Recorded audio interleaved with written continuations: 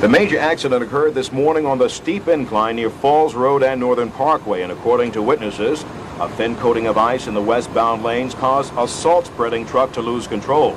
The driver of the salt truck apparently jumped out of his vehicle, thus sending it into several other cars and causing a chain reaction accident that knocked down a light pole and caused the truck to run over an 18-month-old child. The child and his parents were waiting some 35 minutes at a nearby gas station for an ambulance. The mother is a Baltimore City police officer. Her name, Betty Moore. The salt truck was coming down. He was putting salt down on the street, and it got out of control. The driver jumped out, and it struck my vehicle, and I was next to a green Nova. My daughter and the other lady were in the Nova, and I tried to get them out. Did the truck wheel actually run over your child? Yeah. And you're just waiting on an ambulance now? I'm waiting on the ambulance. You can't fault nature, okay? However, you can fault an individual that leaves an out-of-control vehicle to run free down the highway. You know, as far as I'm concerned, that everything that's happened is totally his fault. If the vehicle's out of control, at least he should have stayed with it to try to contain it, or do something with it, and just let it fly down the road to stop as it will. And unfortunately, it stopped in my wife's car. After more than 40 minutes of waiting at this location, a fellow Baltimore City police officer arrived at the gas station to rush the infant to nearby Sinai Hospital. 18-month-old Elizabeth Moore was then treated for only minor injuries in connection with the accident. Her parents, friends, and doctors say she's a very lucky young lady. News Scene was later able to catch up with the driver of the salt truck in a clinic waiting room. We confronted him about what the parents said. She was there, yes, I know. She said it was irresponsible on your part to jump out of a moving vehicle. There was nothing I could do to stop it.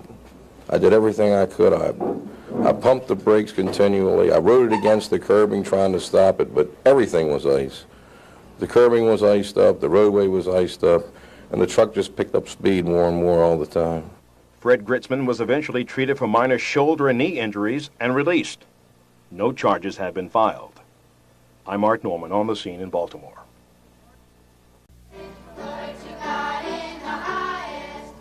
The Hilton Recreation Center, today the site for a heartwarming Christmas party. These people are victims in a sense because one of their parents is in prison. They are sons and daughters of inmates who will not be home for Christmas. Prison Fellowship, an organization associated with churches, threw this party. The choir is from the Timonium Presbyterian Church. While they were entertaining the young children, former Oriole Pat Kelly gave religious advice to the teenagers. But you'll remember days like this at a fellowship, at a rec, where then I heard Pat Kelly talk about Jesus. I heard many more talk about Jesus. Windsor. Have a Merry Christmas. Each child got a present donated by parishioners of local churches. But wait, there's more. Before each family leaves this place, they get a bag of food from here, a bag from here, and a holiday ham. I thank God for this program today. The children have been excited about it since they found out, and it has been a tremendous help to me. Minnie Peel's daughter is in prison, so she cares for her daughter's children. And then it makes them feel more, thoughts of Christmas because their mother's not with them. So they were very excited to them. I explained to them that their mother had talked with someone about it to make this day possible.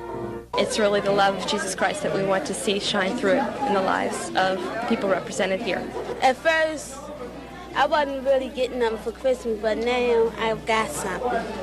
And as Minnie Peel says, feeling that Christmas spirit is important for these kids. Last night when they said their prayers for bed, they said, well, thank God for the Christmas program. So they really have been excited, and I thank God because it has been a tremendous help. I'm Michael Shockett, News Scene 2 in West Baltimore. If God's doing something big, I want to be there. Nothing to the God.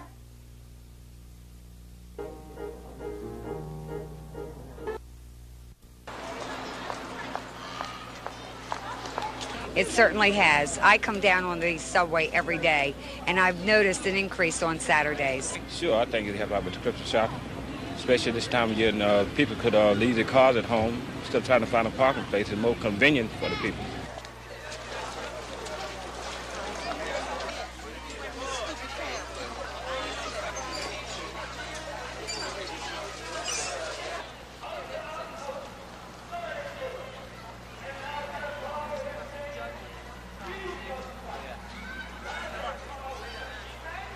So far this year, fire has claimed the lives of 41 people in Baltimore. The latest fatalities, 2 little girls who lived in this house on North Duncan Street. Fire officials say apparently they were playing with matches.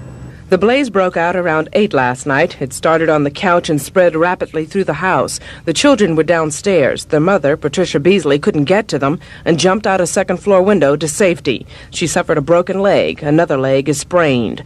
Killed in the inferno were 6-year-old Tanika Johnson and her 4-year-old sister, Angela. Because they were so close to my kids, and they loved me, and I loved them very much.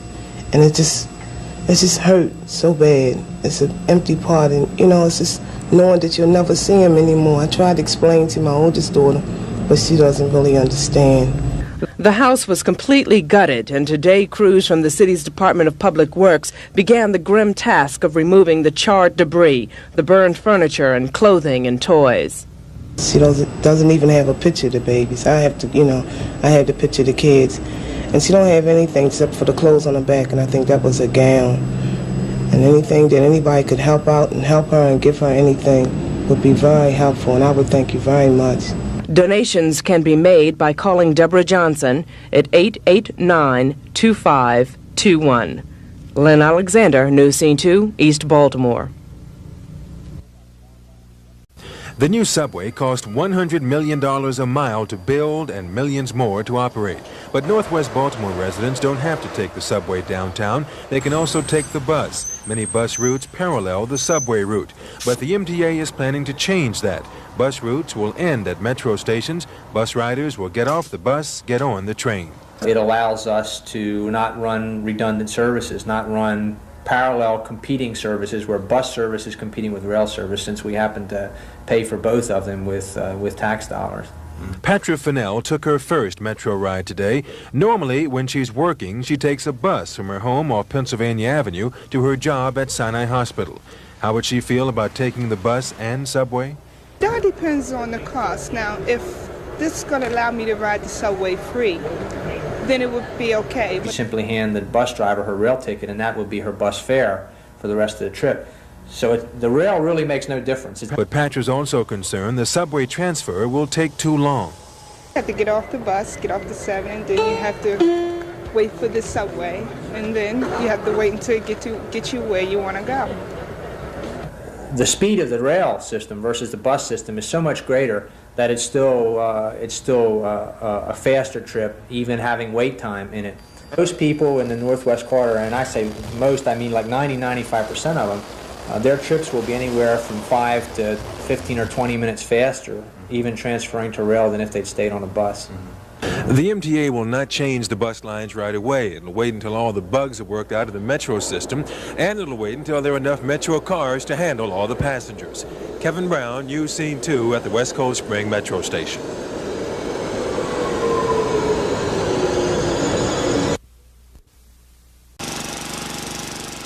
This was Gwynns Falls Parkway as the sun came up. About a 50-foot section of the parkway underwater, the 2800 block. In the center of the flood, water gushes out. That's where the water main broke just before midnight.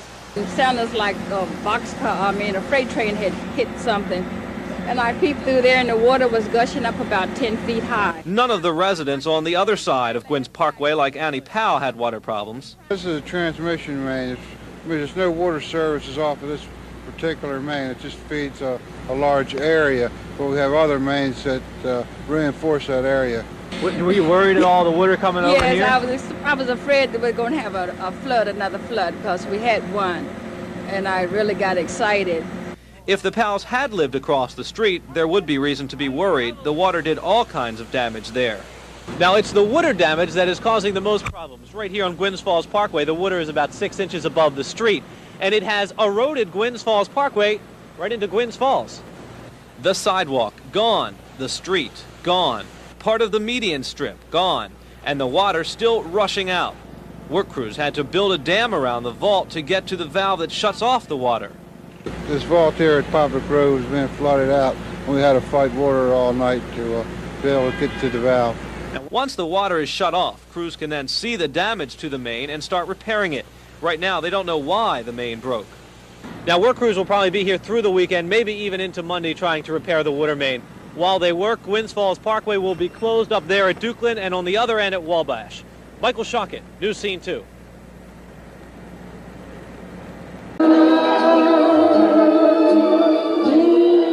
They were dancing and giving away presents at the Women's Detention Center of the Baltimore City Jail.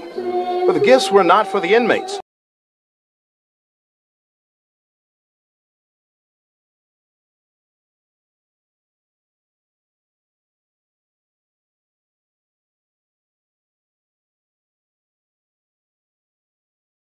I think it's just great about them having something like this for the people who are in jail, and it's a good way to see your parents and sisters and family and stuff. I think it's very nice. I really do. To have the children all together. Victoria, what do you think about having your children here behind bars with you to celebrate Christmas? Well, I think this is a wonderful feel that any lady can be close to their children at Christmas time. So I just want to say thanks. This woman put it all together with a lot of help from charitable groups. This is Santa Claus Anonymous, Salvation Army, and they just sent many wonderful gifts. They gave us certificates to shop, and my secretary, along with other staff persons, spent one full day shopping for the kids, and it's fantastic. I feel good about it. Our feelings were reflected in the many smiling faces here as Christmas was celebrated today in the women's wing of the Baltimore City Jail. I'm Art Nolan for News Scene.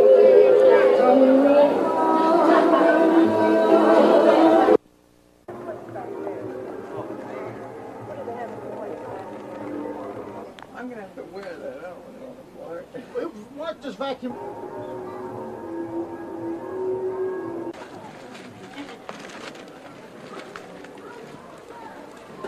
They want to spend the money. Don't get me wrong. They want to, but they can't. Because the prime is up so high. Right. It's bad for everybody, seriously. What about your shopping and buying habits? It's bad. Really. It's no money. Seriously, I'm being honest with you. All right, you're doing last-minute Christmas shopping today. Yes, Well, I'm trying to, pick up some buys, trying to catch a few sales, trying to save a few pennies there, And with the prime interest rate, does that affect the way you're going to buy today?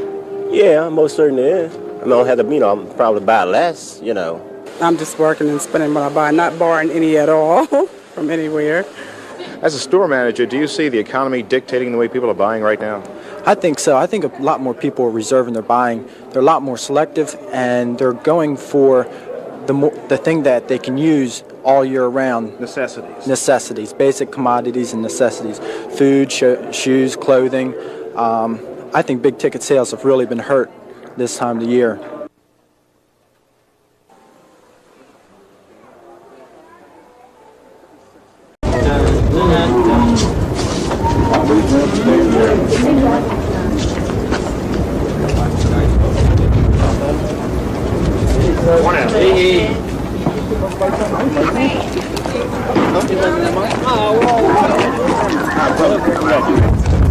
Is everybody older than 18? I'll see you when I get back, man. Right on that. What did you say? What you say? Ain't got me with nothing, man. Ain't got me with nothing. Okay. Remember that with step on up. First people. Ready?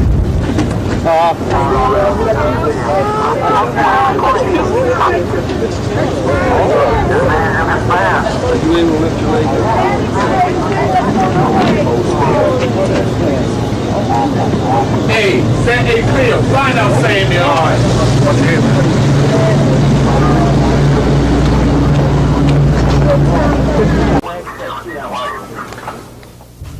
At 10 this morning, 91 Baltimore City police officers began knocking on doors and in some cases knocking down doors in 3 of the Murphy Homes high-rises in West Baltimore. By noon, officers were still rounding up suspects. Today's raid is a result of a 2-month investigation, an investigation prompted by complaints of open drug trafficking that came from the City Housing Department and residents. The main drug that was there was cocaine and heroin, and it was like a supermarket type where everybody would bring the drugs down to the building and then go out in the courtyard and sell them. We had information that they were coming from all over the city to come in here to buy the cocaine because it was such good cocaine and it was cheaper price for it. Police also seized an assortment of drugs and weapons. Drug seized include heroin, cocaine, marijuana, and assorted pills. Police also found drug paraphernalia. The bust netted 3 handguns, 2 rifles, and 2 sawed-off shotguns. Police estimate this drug operation took in about $2,000 a day, or $750,000 a year. Those arrested face a variety of charges, including drug possession, conspiracy to distribute drugs, and weapons violations. More arrests are expected. City police are still searching for at least a half-dozen more suspects. Joyce Jefferson, News Scene 2. At his new Shake and Bake Family Fun Center, Glen Dowy remembers what really were the good old days. Shake and bake was a term that we used. We would tell our opponents that we were going to shake them up and then we bake them. And it proved to be ominous for a lot of teams and factual at that. The Colts' first sustained drive in 4 games ended with a Burt Jones pass to Glen Dowy. And he's in for the touchdown! At the University of Michigan, I played in front of 100,000 people every Saturday that we were at home. The 60,000 people here made it sound like 100,000 people.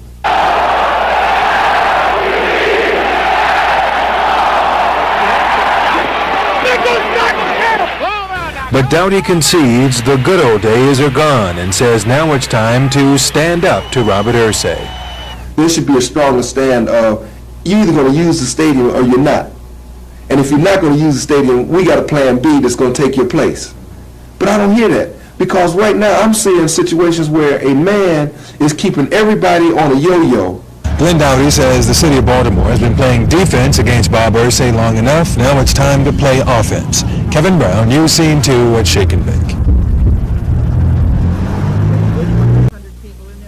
Headlines like this appeared this week in many of this country's leading papers, citing the number of homeless in the U.S. at 250,000, a figure well below the 2 to 3 million number quoted by HUD as recently as last fall. In Baltimore, an angry group of people who lobby for services for the homeless in shelters like this one called a press conference. They charge HUD with playing a numbers game. They say HUD did not make it clear that these new numbers reflect the number of homeless on any given day, while previous reports cited the number of homeless in a year. HUD says that should have been clear from a footnote in its report.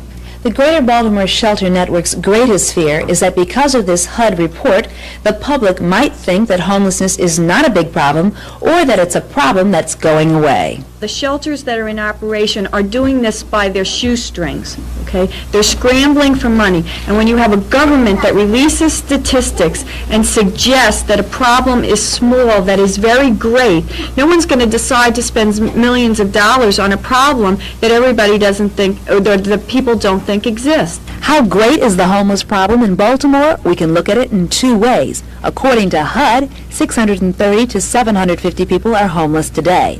According to the Department of Social Services, last year, some 11,000 people found themselves homeless. And as the Shelter Network points out, many homeless people are never counted. We have our people that comes in to eat, to sign the roster, giving their name and address and how many in their family. And so oftentimes we look, as a person signed the name in, they leave out an address. We'll call them back and say, hey, mister, or hey, ma'am, you forgot to give your address. The response is, I don't have an address. I live on the streets or I live in the vacant houses. Joyce Jefferson, News Scene 2. Security is indeed the key word at Security Mall. Yesterday, only 1 security car patrolled the parking lot. From now on, 3 patrol cars will cover the area. Last night near the Sears Automotive Center, a mall customer was robbed and critically wounded by 2 armed men. The mall's store owners hope beefed-up security will keep the criminals away and keep the customers coming back. The malls have become a place for the family and the family environment, and we want to keep it that way. And we're going to do everything we can and everything possible to keep it safe for the children, for the families. Siglia says Security Mall is the largest and busiest mall in Baltimore County. And inside, it might be the safest. But successful security in the mall has forced the criminals outdoors. In the last 8 months, 175 crimes have been committed at Security Mall. 166 of those crimes have been committed outside, here in the parking lot. That's a general basis of what's going on everywhere. Crime is moving to the streets everywhere. We're continuing with our enlightenment programs to show people that beefing up its security at any mall is going to push crime into the streets because people are still going to do the things they're going to do. Police say crime at Security Mall is no worse than anywhere else, but it is getting more attention because the business people there are shouting louder than others for help. The shouting has paid off. The police have already increased their patrols at the mall. Mike Ritz, Nightside. State Police spokesman Sergeant Tom Moore says the latest numbers show the 11th consecutive quarter of crime decreases in the state. Here are some of the statistics in detail. Violent crimes of murder, rape, robbery, and aggravated assault dropped 4% last year. Property crimes such as breaking and entering, larceny, and auto theft fell by 10%. There were just over 230,000 crimes reported in the state last year. That's the lowest number ever reported in Maryland since the start of the statewide Uniform Crime Report in 1975. The biggest drop came in the suburban Washington and southern Maryland regions, down 13%. Crime fell 11% on the Eastern Shore, 8% in metropolitan Baltimore, and 7% in western Maryland.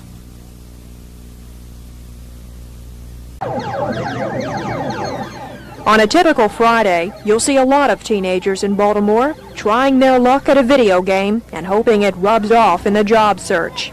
Some would rather be working than hanging out, but a part-time or summer job just isn't there. What kind of a job are you looking for? Any kind of job. You know, every time I try, I just don't succeed. Seem like luck ain't been with me.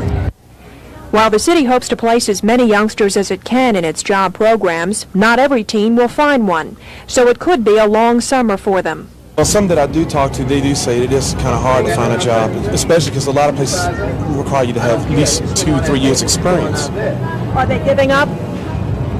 Are they giving up? There's still, some are trying.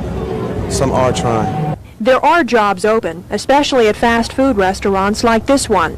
Turnover is high, especially during the summer. But the applications, we're told, far outnumber the openings.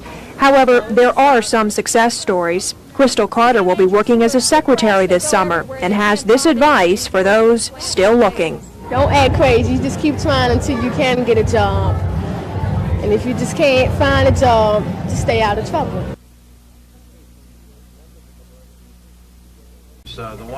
It is the middle of the Ursay crisis, but Mayor Schaer is doing his regular radio show, listening to the problems of people most of us have never heard of. I think the situation there could be very well solved just by painting 2 yellow stripes in the right-hand lane. Okay, let me take it up with Transit and Traffic. I'll have someone from Transit and Traffic call you, and unless they can tell me why it can't be done, I don't think it's a bad idea at all. If you need the city bureaucracy to do something for you, the best person to have on your side by far is Mayor Schaer. I tell the department head, you know, if I don't get service, I'm not going to be very happy with you. And maybe you and I will go down and clean it up. Maybe you and I will take the shovel and we'll start cleaning the alley. And when the department head is faced with the prospect of going down with the mayor and sweeping the alley, it's surprising how it can get moved. You know what I mean? But critics of the mayor say he responds more to wealthy neighborhoods than to poor ones. Others deny that, saying the problems of poor neighborhoods are more difficult to solve. One critic of the mayor also says he is vindictive. One time I wrote an article in the morning paper, at the paper's invitation, critical of the whole enterprise zone concept. After that article appeared in the paper, we got word from City Hall that some houses that we were supposed to be renovating, which had to be routinely approved by the Board of Estimates, were snatched indefinitely off the agenda. But former Councilwoman Mary Pat Clark, who's also a critic of Schaer, says overall he has been fair in providing city services. I can't honestly say that I've seen them withheld. In fact, I've been party to some occasions where neighborhoods that have been very highly critical have received benefits. But I've also witnessed some incidents in which improvements were delayed very out front because there was a lot of criticism going on.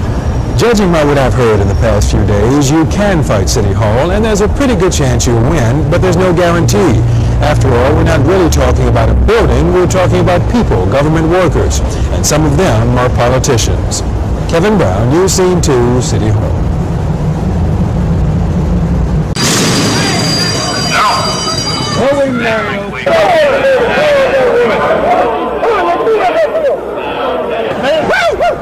Tomorrow, race fans at Pimlico will not only be able to bet on the races here, but also on the Kentucky Derby. In effect, the Derby will be the 10th race at Pimlico, broadcast at the track on television. The reason bets on the Derby were never taken here before is that racing officials in Kentucky could never decide who would get the money. There had been a little friction down in Kentucky between the way that the revenue was going to be cut up between the Churchill Downs management and the horsemen, and they had to sanction it down there first before we could accept wagering. You're going to participate in that yourself, do you think? Oh, sure. You know, just a little added excitement, you know, a little diversification. I like it very much because even if I don't come here tomorrow, I can see it on television. I'll have a bet in. What's so special about being able to bet here on the Derby? It's convenient. Very convenient. Another bettor told me that he likes it because he won't have to risk losing his car in the Churchill Downs parking lot. I went to the Kentucky Derby and I lost a daggone car that I looked for a day and a half. There'll be Derby betting not only here at Pimlico, but at 25 outlets around the nation. The head of Churchill Downs in Kentucky figures it'll be the biggest betting race in North American history. Kevin Brown, News Scene 2 at Pimlico. At first they called it murder, a cold-blooded message from drug dealers, but tonight, the guardian angels say it was all a bad mistake. Good evening, I'm Al Sanders. Denise Koch is on vacation. Last weekend, a 19-year-old guardian angel recruit was found dead, a bullet wound in his head. The angels cried murder. That wasn't the case. The night team's Lowell Deo has more. For 5 days, the death of a guardian angel has fueled the Angels' anti-drug cause. Angels criticized Prince George's police for not finding the drug dealers who killed Dorian Brown. But when that fuel got hottest, it was the Angels that got burned. The dead angel, Dorian Brown, was with 2 other guardian angels. The 3 began drinking alcohol, and Dorian Brown asked them to engage in a game of Russian roulette. The deceased, Dorian Brown, then placed the gun to his head and pulled the trigger, causing the gun to discharge. Tonight's wait for Brown was to be a hero send-off. The newest developments changed all that. Whether he's a hero or not, he was a guardian angel, and that still makes him a brother. Well, we was wrong. Like they said, you know, we made a mistake. Emotions took us that way, and we made a mistake. We apologize to the police. The Angels' leader, Curtis Schlewa, says if there is a bullet to bite, then he will bite it. He says he's sorry for criticizing police, but not as sorry for accusing 2 people of Brown's murder. One is a crack-crazed, deranged individual who's committed a whole litany of crimes. And the other individual, even though I'll bite my tongue because he's involved in crack, I would personally apologize to him.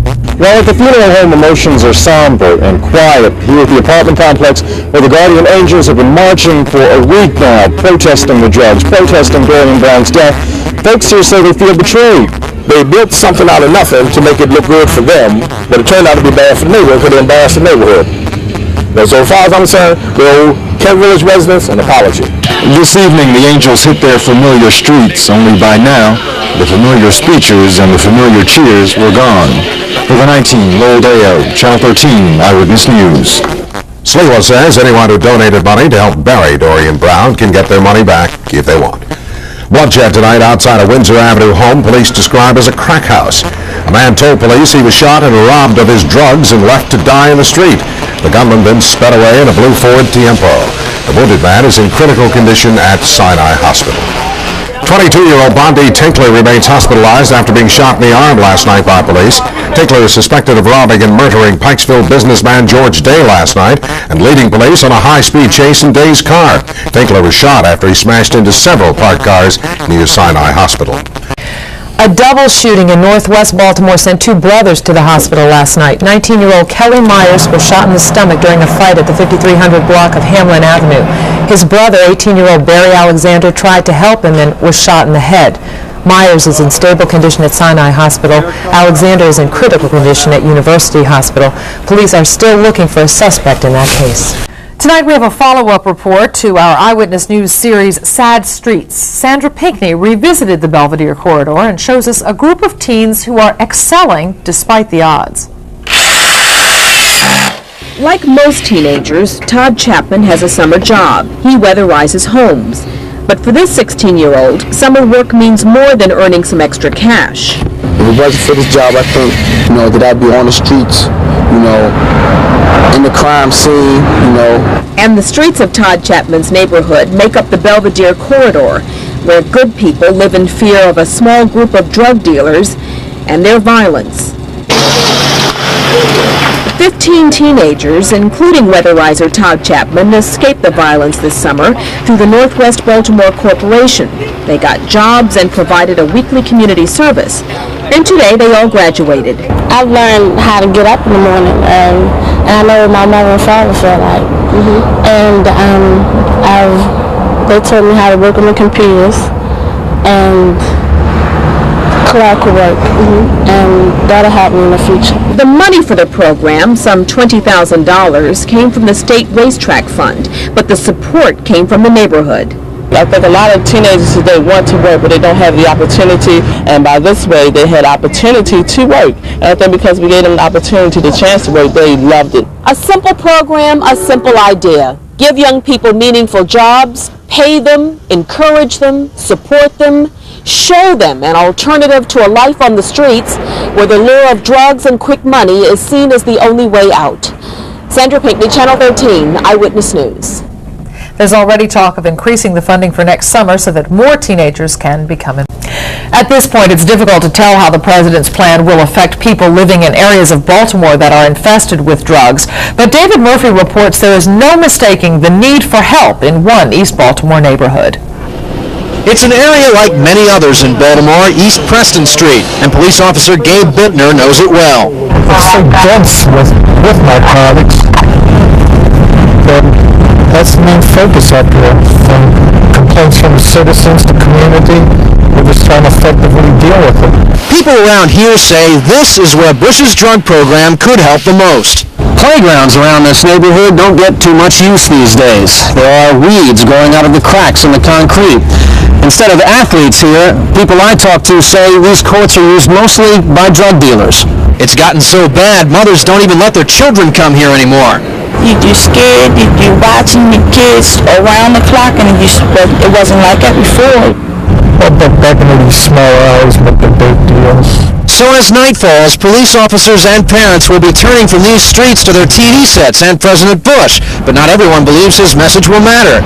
This man is a bail bondsman whose main business is bailing young pushers out of jail. They might buy a car, they'll buy jewelry, they'll run around with a girl, but as far as investing money, perhaps one day they might get into a small business, or go to a trade school, or go to college. Never. Bill says Bush's billions won't make a difference to high-flying dealers making thousands of dollars a week on the street. Others disagree. It's got to benefit us in some way. It's got to be some type of help on that.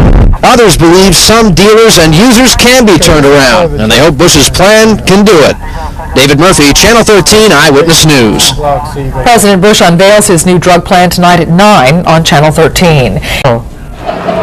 While George Bush talks about the drug problem in many of our neighborhoods, Officer John Herndon walks through one every day. We can go along and have, as we do now, in any given block, we may have 30 to 40 people on the street. If an incident would occur where you would have an altercation between two persons, that number would swell to 200. Reservoir Hill is widely known in this city as a community plagued with drug users and pushers, a group within a neighborhood that Officer Herndon has come to know like the back of his hand. Hi, Glenn. How are you? If you're going to work here, and they're going to know you, that I believe I get as much respect from them as I give them. And I think that's where the big difference comes in.